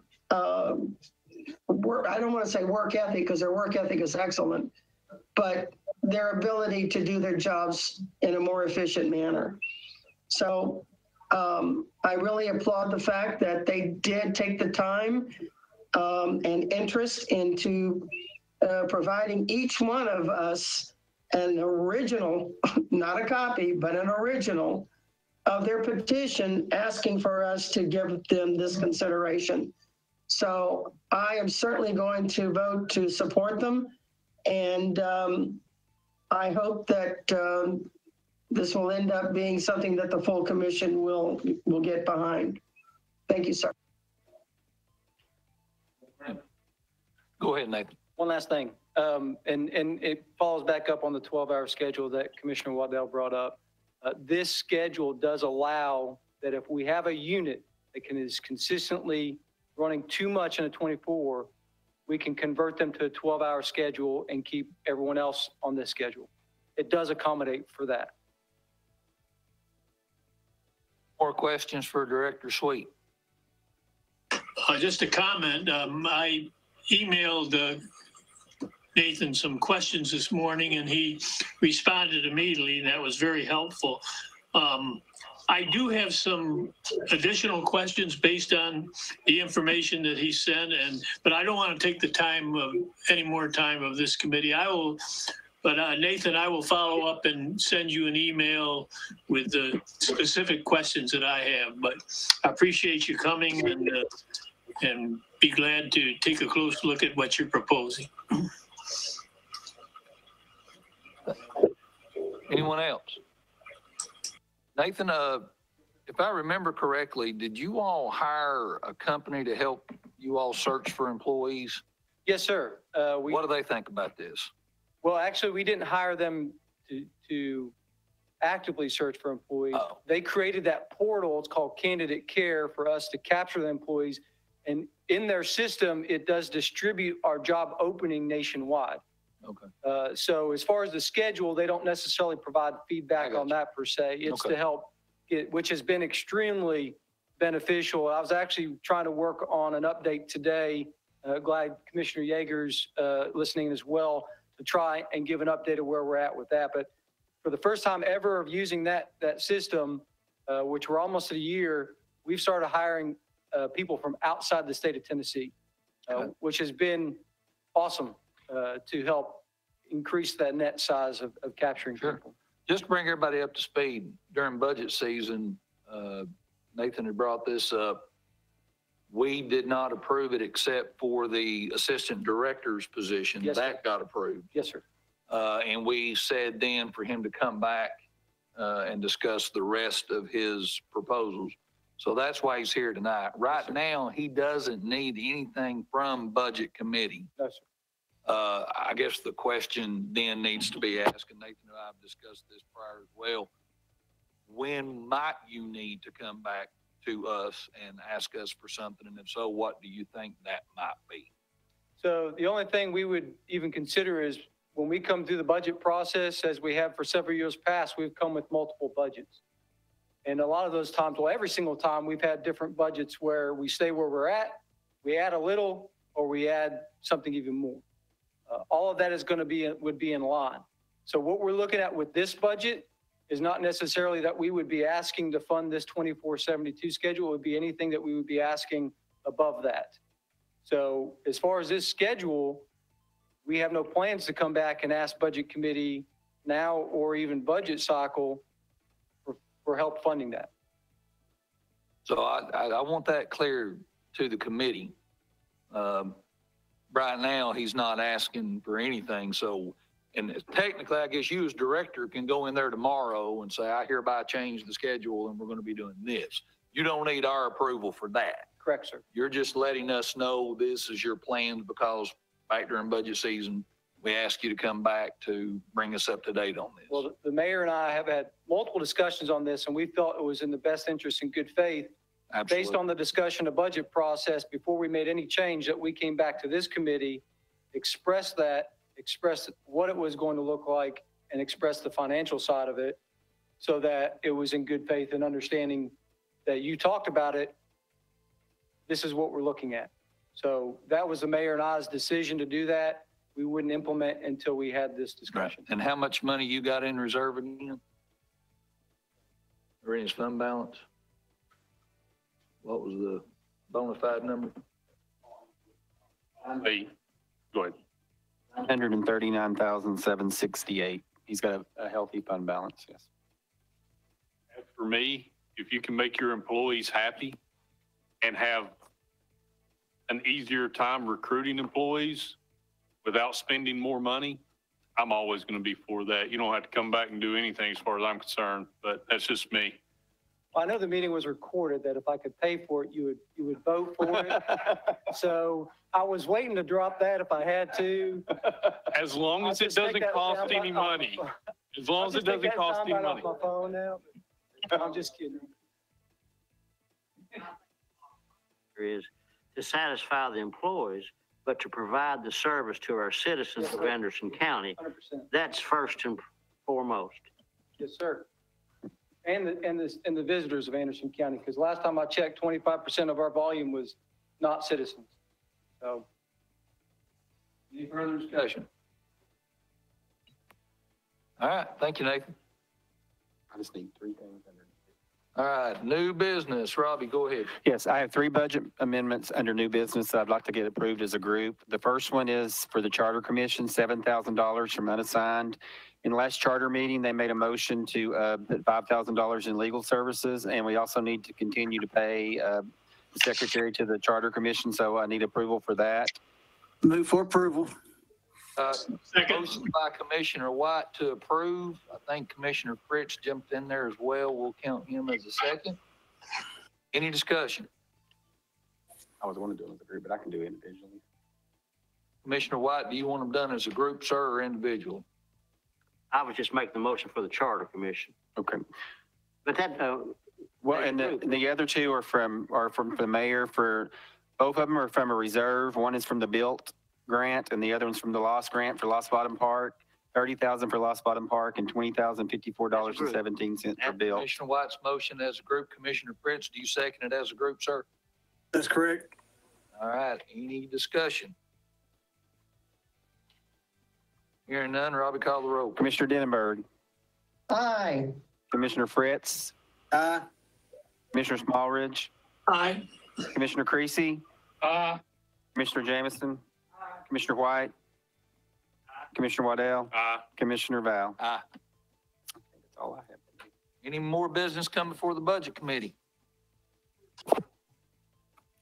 Yeah, he stepped out. We had something for him, but he stepped out and snuck back in. This ain't his first trip to the rodeo. Motion to adjourn. We are adjourned.